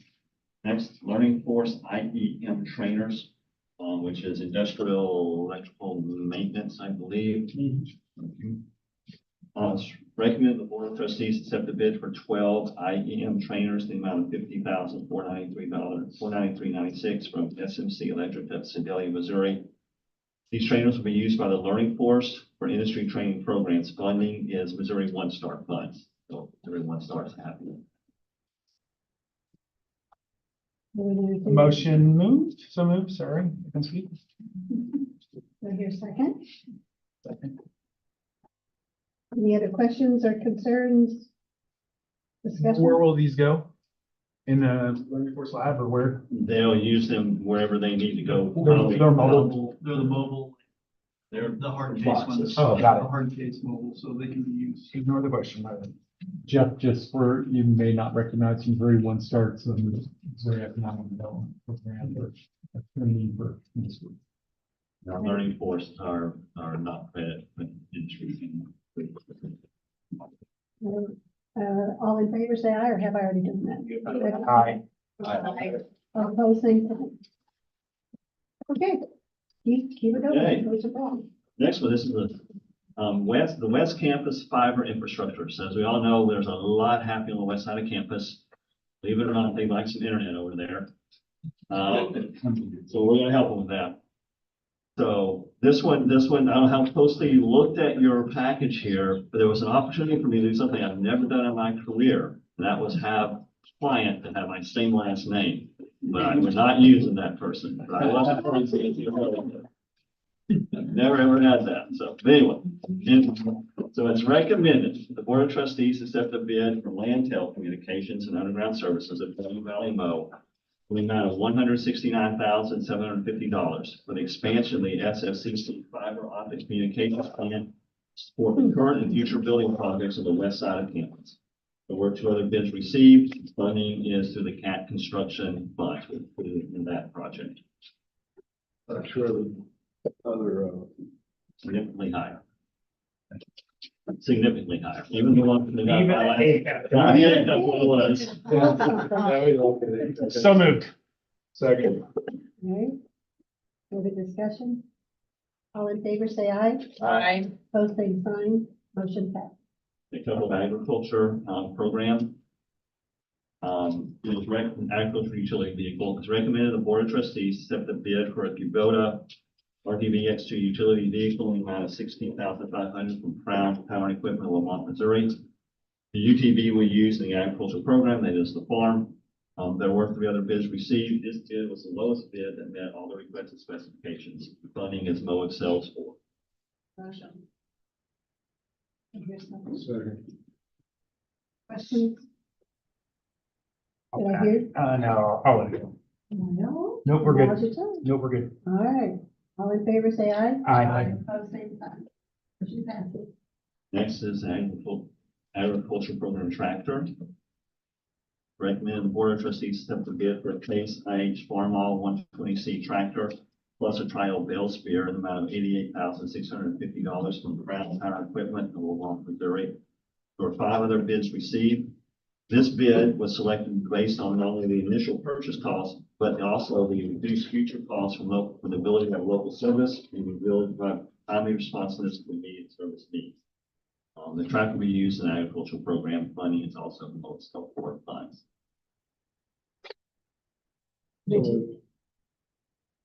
And your second? Second. Questions or discussion? So we already have a tractor this. We already have a tractor This is- and this it's is- same brand. So that's a desirable characteristic. Connections. I thought the servicing and everything else they offered with the first track was same thing, right? Same problem. All in favor, say aye. Aye. Opposed, same sign. Motion passed.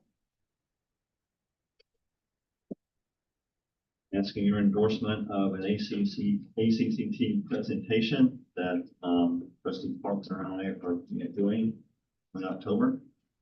So Trustee Vice President Richard Parker and Vice President Administration and Finance Keith Baker plan to propose a conference presentation to the 2024 ACCT Leadership Congress in October.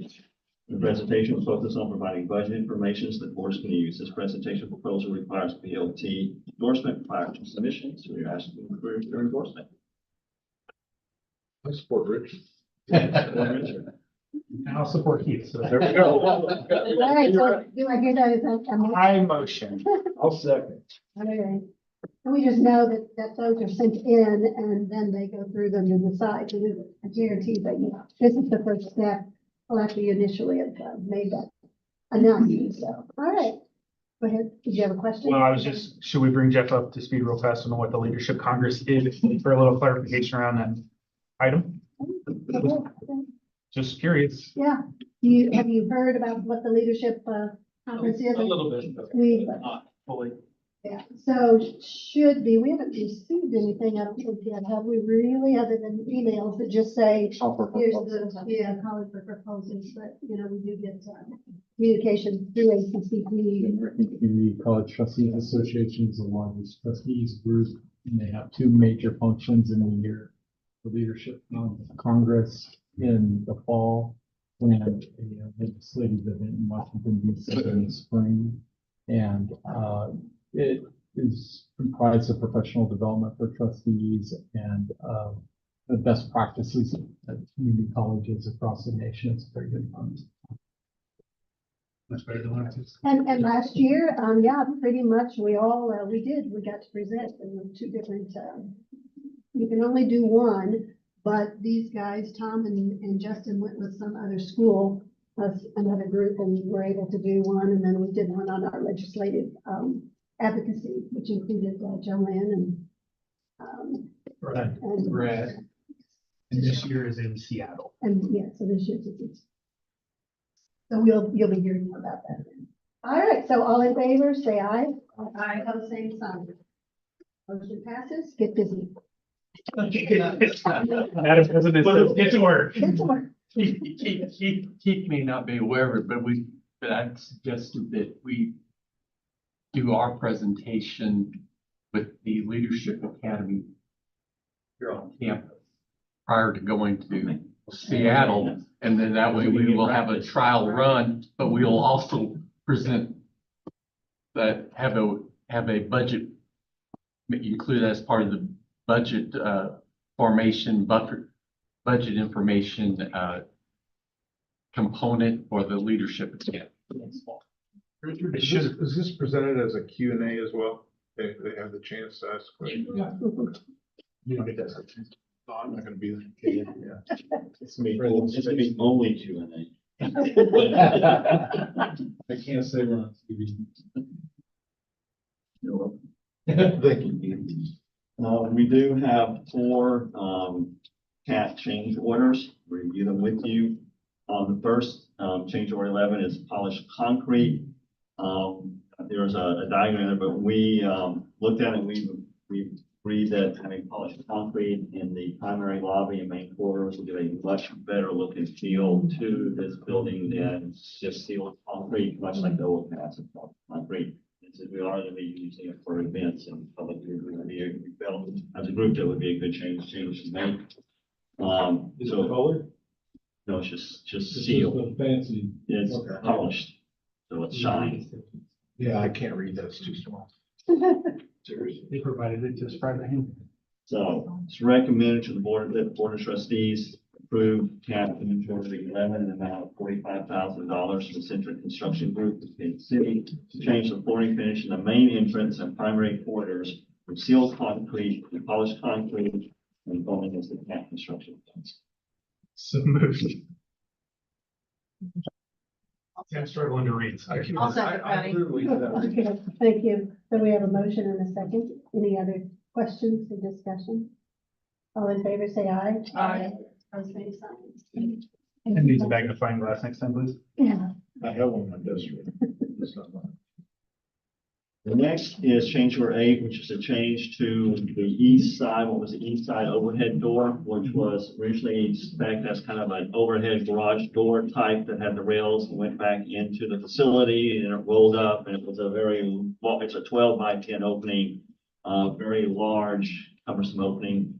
After looking at that for a variety of reasons, that was becoming very difficult to do as well as unsightly. So we had the architect look at some options, including your package option. We came up with more of a storefront look, like you see maybe in a restaurant or somewhere that opens up and gives a nice view if you're having a reception or something there, or want to bring in a piece of equipment through there. That again, we're looking to make a change there.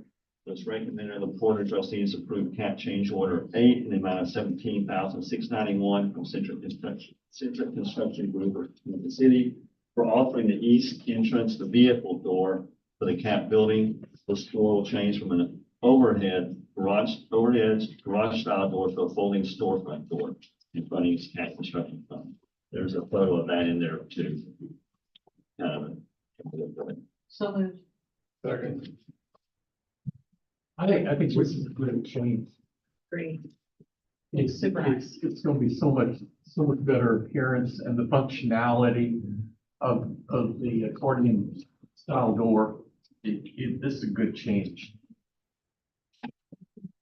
I agree. Just a quick clarification, is the 17,691 the additional cost above what the door would have cost? That's the additional door over what it was originally spec'd for the overhead garage style. That's the incremental amount, but that going in versus the overhead garage style door. Thank you. All in favor, say aye. Aye. Have the same sign. Motion passed.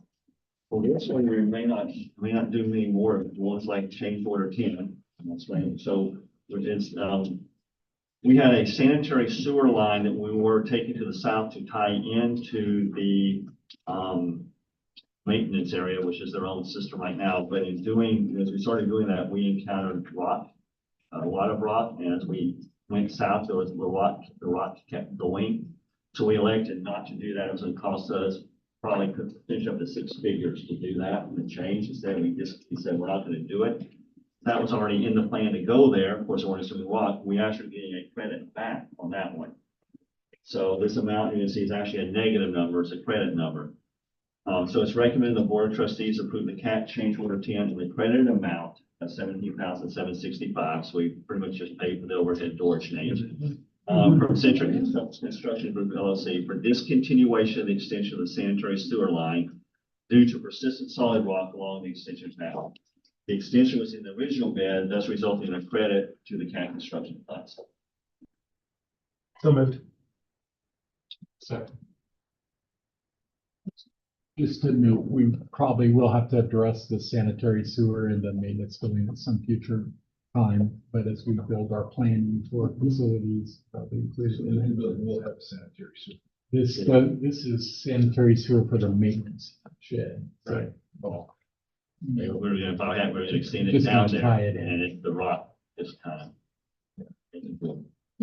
So we needed rock, we didn't have it. We didn't need rock, we didn't have it. All in favor, Welcome say, to Missouri. all in favor, say aye. Aye. Have the same sign. Motion passed.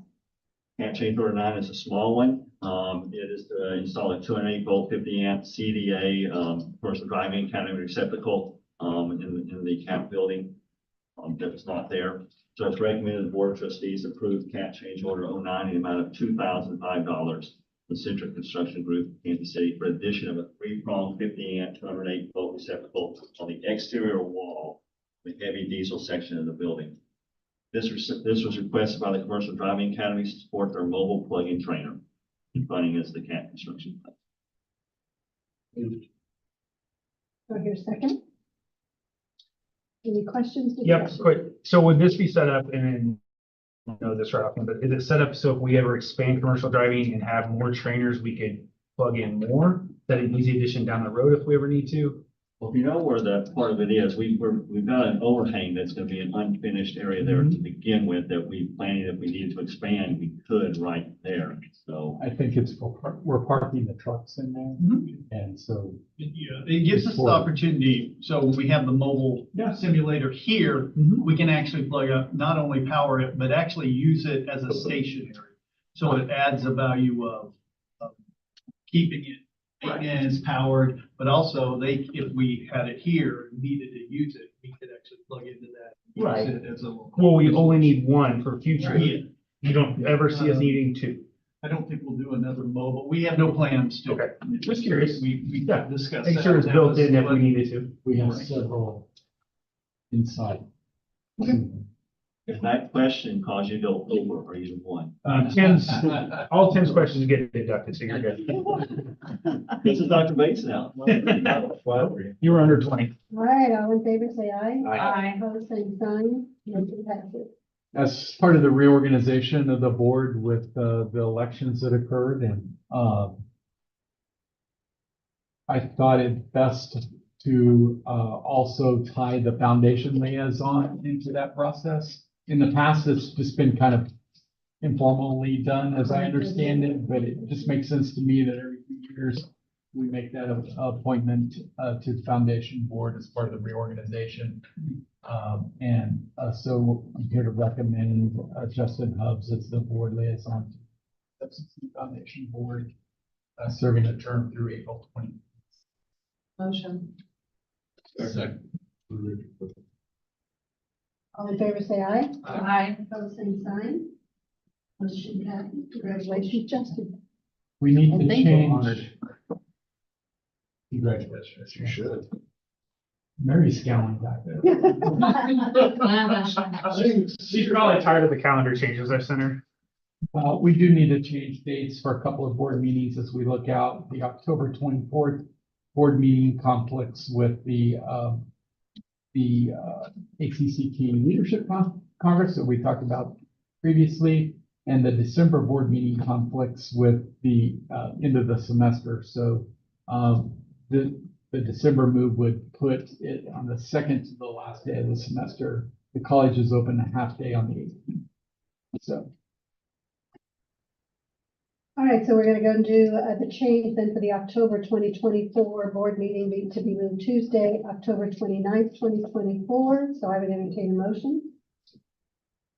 Do I hear a second? Second. All right, all in favor, say aye. Aye. Same sign. Motion passes. And then a date change for December 2024. The meeting would be moved to Tuesday, December 17th, 2024. Would entertain a motion. I'll second. A second. All in favor, say aye. Aye. Same sign.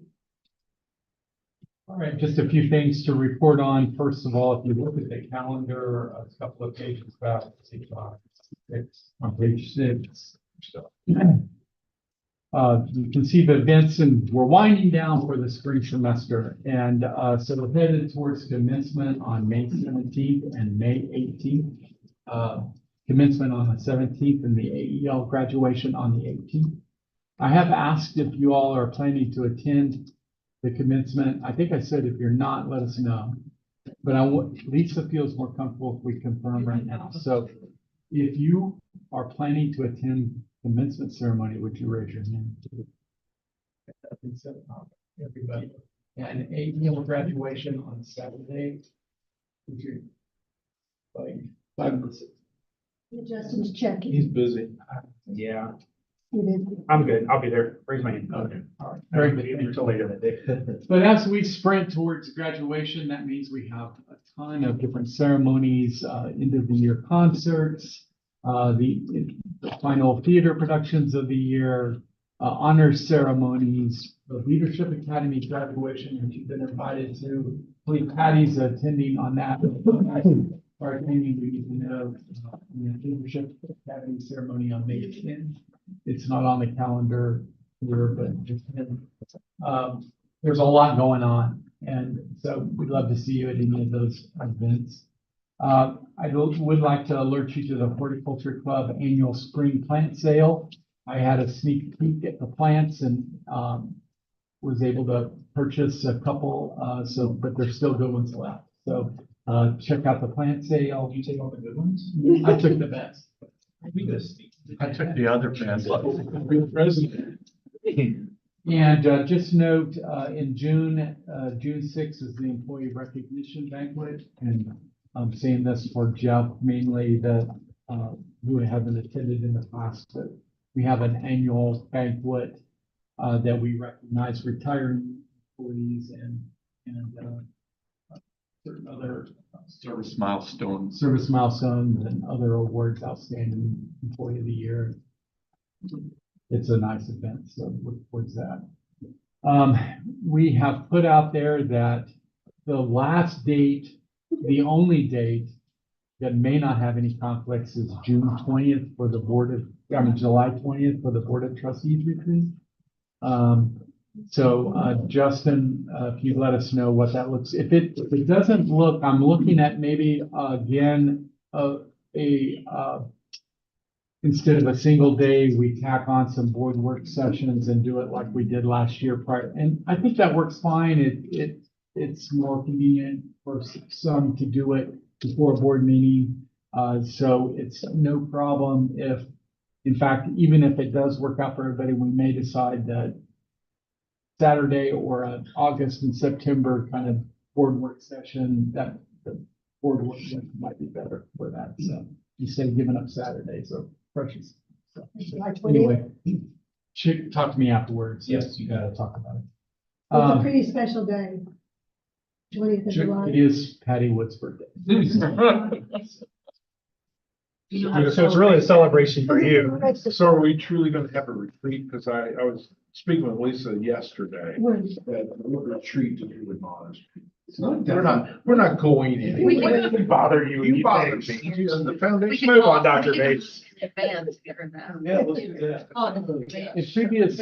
In previous updates, we talked about some challenges we had with the air conditioning system in Heckert and the tie-in to our cooling system into Heckert after some construction project.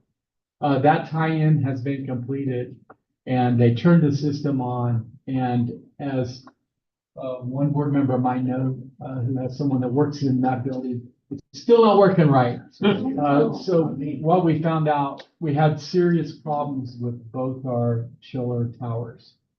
And they're not working at full capacity. Well, there was leaks that occurred, significant leaks, and one chiller is not working at all. One chiller tower, the other is working like 20%. So it's a serious deal. Now, luckily, because it affects two of our largest academic classroom building. So luckily this week it's been fairly cool. We have the experts have come in, assessed the situation. They have a plan. They're putting together costs of it. We couldn't get that to the board in time for the board meeting, but we hope to have that next week. It'll be an emergency decision that you all have authorized Keith and I to make sure we get adequate educational environment, especially at finals time. So that company has deployed employees that are ready to go as soon as they've got this plan together and we give the thumbs up on it. They'll have teams here and get it fixed. And so we can probably get one chiller up and running faster than the other. And, we can get some relief there and get the other one going. So that's the plan. We're going to work on it as fast as possible. But it's a serious. So they really know this time exactly what's wrong and what they can do to fix it. They believe they do, but HVAC systems are complicated and prone to breakdown. So I'm not guaranteed that there won't be other things that you can. That's why we've started HVAC program. So there'll be people who can solve this type of issue. Enroll in the fall, please. So in the You're going to verify that you are having cranky instructors. And students. Yeah, she will not say that for the record. In the Democracy is Not Cheap report, you might remember that in February, the board approved amending the FY24 budget to add $70,000 for the election costs. And the board had originally budgeted $20,000, so that budget was increased to $90,000. At that time, Pettis County had billed us $48,339.17 for their portion, and then we had the other counties as well. Well, the actual cost for the election, in our part of the election in Pettis County, was $26,803.68. So this week we received a refund check of $21,535. So that's good news. Not all the counties have billed us for their election, but the ones remaining have very relatively small numbers. The Benton County, our part of the Benton County election cost us $7,857. Our part of the Johnson County election was $50. Our part of the Morgan County election was $1,247. And again, Pettis County, $26,803 for a total of $35,957. So we are more than that original 20,000 budgeted, but not the 90 that we're supposed to. That's good news. And that's it for my report. All right, looks like Keith's financial reports. We have the monthly report and the quarterly investment report. On the monthly financial report, there's really nothing really to change there. That's just kind of a quiet month. It's kind of the end of the spring semester and haven't really kicked in terms of revenue coming in. We're in our era now of spending money, not bringing money in for the next couple of months until we get to the fall. But as you can see, we're still ahead of projection. Nothing's changed with what I think we're gonna have the end of the year with. Everything's going, no surprises in this. The chiller things will be a little surprise for the next month, but overall, we're within where I expect us to be.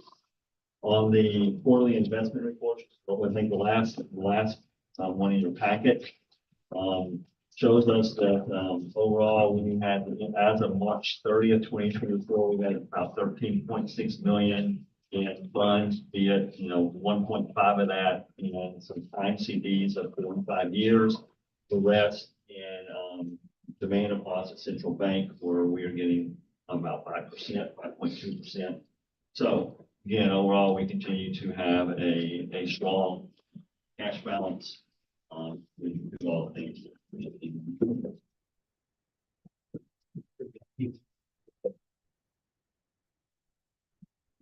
still have, questions? yeah, and then you have the board reporting purchases. Oh, thank you.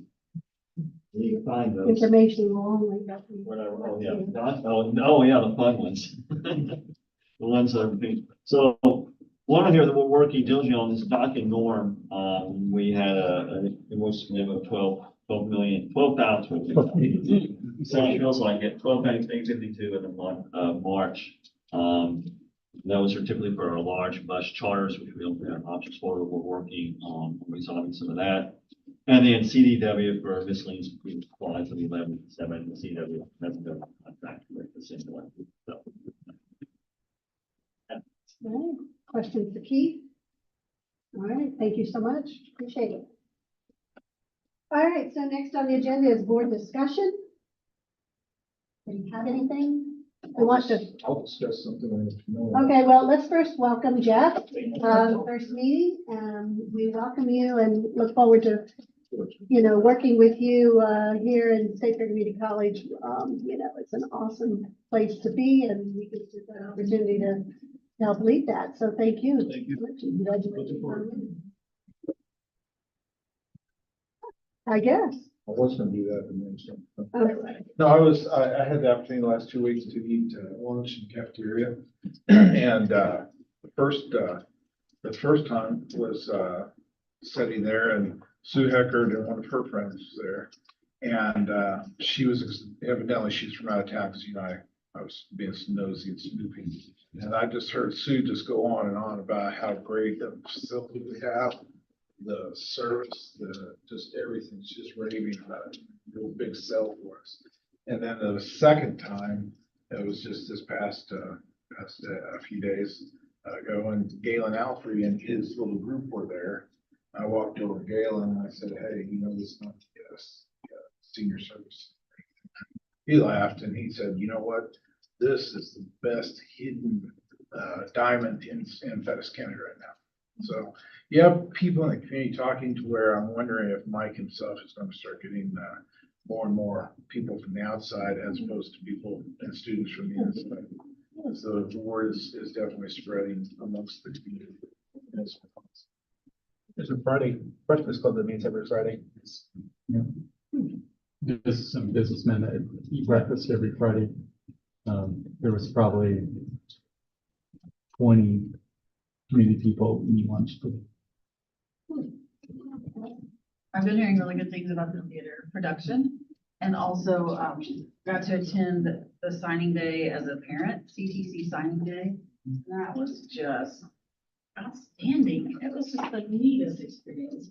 I think for the kids and for me as a parent and as a trustee, I just was so proud of all of our staff. I'm always proud, but that was just an opportunity that I wanted to.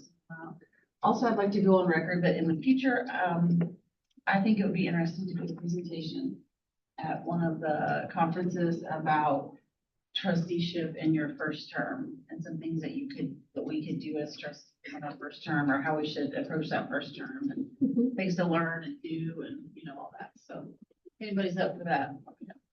So when you think for, MCCA or ACCT? I don't know. We could run it at one and then run it at another one, and it doesn't even have to be me, but I just think, most of us are in our first term, right? The call for proposals is out for MCCA, and I can send that to you. If you like that. I think the dates aren't great for me on that one, but I wouldn't mind if somebody else wanted to Good take that idea. idea and run with it. Good. Sure. And obviously, we're set for Seattle, but Yeah. I'd still be in my first term next year. Awesome. All right. Well, we need to proceed with that. Go ahead. Nope. But I don't want to cut anybody off. I was at the Federal Program Committee meeting last night at Smith Cotton, and they were just raving about the partnership that they have with the CTE program and everything here. So I just huge shout out to that. I heard it brought up probably 6 or 7 times last night during that hour meeting. So kudos to everybody in that department, because it was a very highly talked about. Government, you have room for Yeah. my cross street neighbor, they have, 3 children. The youngest is graduating from high school this year. And he came over and helped me lift a couple of things I'm still not able to lift. And, he's a very quiet, very to himself young man. And, I asked him, so what are you gonna do when you graduate? He said, I'm going to State Fair. Good deal. I said, what are you gonna study? He goes, I think I'm just do generics. I said, so your general ed things and whatnot? He goes, yeah, I think so. I said, are you gonna participate in anything? He said, well, you are a gamer, I know that. You have a special set up room downstairs in your basement. And he goes, yeah, I'd like to do that. I do that at Smith Cotton, but I'm not really participating in the games that much because I'm not that good. I said, well, I don't know what level of good you have to be, but let me see what I can find out for you about our esports at the college. And I'll give you some of the information. And I came out here, well, I saw Dr. Mergerson Cafe, and I asked, where the heck is this esports place at? He directed me to it. I went there and met with the gentleman, and he was very, very informational. I'd never been in there. I didn't know what to expect. So it was small, but it was very, very interesting. It's very nice. And he provided me his card and the number for him to call, gave it to my neighbor, and they have an appointment to meet with him. Or it might be tomorrow, but they're, working now. So I have kudos for our esports as well. Well, thank you all for, being involved, coming on campus. It does help us to really know more about what's happening. So I appreciate all the activities that are going on. We can fill our calendars as well. So get that date of all those things that are happening, get that in your calendar. Anything else? All right, so it looks like our next meeting will be held Thursday, May 23rd, 2024 at 5:30 p.m. right here in the Hopkins boardroom. If a work session is needed, they'll let us know. And so, anything else? So we will go into closed session, but then once we then come out of closed session, we have nothing else on the agenda, so then we'll adjourn the meeting. We do request Dr. Murders, Keith, and Scott to stay for the closed session. So I would entertain a motion to go into executive session pursuant to hiring, firing, disciplining, or promotion of personnel pursuant to RSMO section 610.0213. So moved. Second. Roll call. Amy Shears? Yes. Tim Carr? Yes. Justin Hub? Yes. Jeff Page, Yes. Richard Parker. Yes. Tricia Wood. Yes. Well, be safe, guys, going home. I guess you could fly home if you had. Really? Putting in the. You're gonna be gas station. 7 copies on